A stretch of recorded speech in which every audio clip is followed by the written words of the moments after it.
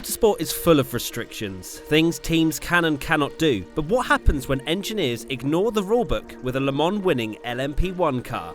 A 141.770 around Spa is what happens. That's 0.783 of a second faster than Lewis Hamilton's pole lap in 2017. But why was the car created in the first place? We spoke to Endurance Triple Crown holder Timo Bernard for an insight into this glorious car. The idea was what we can do to give the car like a farewell tour, and then a lot of ideas popped up, and I think the best idea to convert the car into, I would say, like an open rule, so not follow the WC rules, and that's how the Evo was born. And so it shows what the car is capable of doing without limitations of fuel saving and all these things, and also a little bit with aerodynamic, a little bit more open.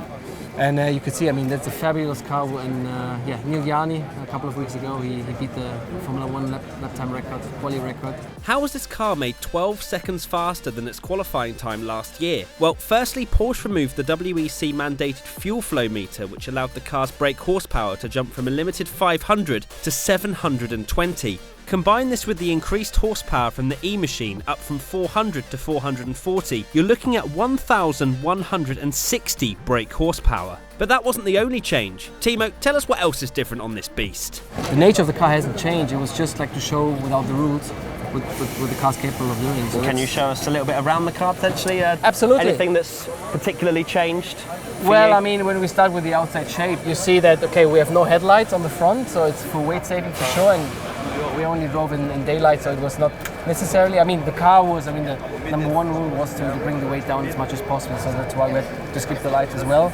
The aerodynamic it still looks like a 919 hybrid. You still see it's like an LMP1 car, but the aero for sure changed. We ran some skirts, they call it, so to seal off the floor and to generate more downforce from the underfloor. So these are the famous skirts that we run, which are forbidden in every category over the world, but brings a bit of 70s spirit, when I bet it's quite a nice feeling to see all these unrestricted parts in the car. Well, it brings a lot of downforce, I can tell you. Yeah. So that was sure.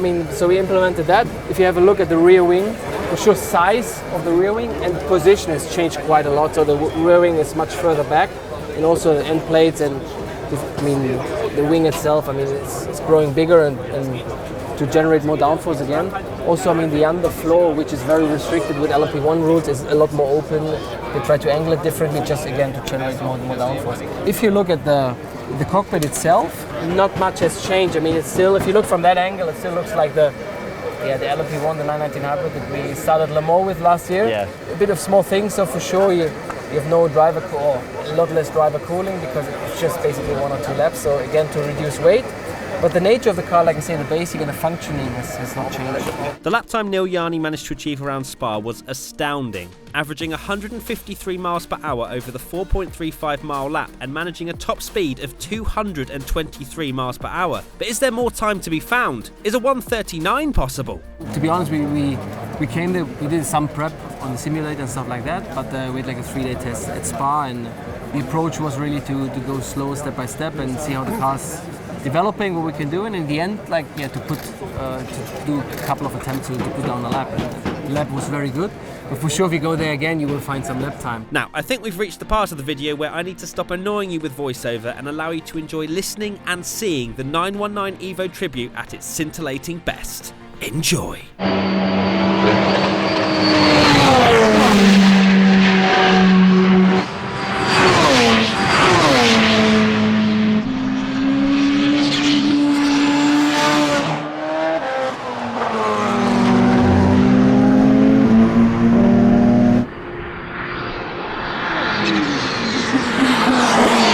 So what's next for the 919 Evo? Beating the Nordschleife lap record? And you're doing a demo run at the Nordschleife. How come you're not trying to beat the record here? Because I think a lot of people would love to see that. Yeah, but once this Spa event happened, the amount of attention that we got throughout the whole world, from fans and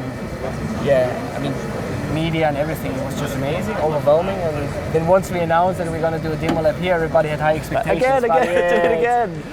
But we have to say, at least today it's a demo lap, and we want to show the car, present it to the fans, and show this beautiful car to all the people that came out to. Maybe one day you'll beat the Nordschleife record. We'll see.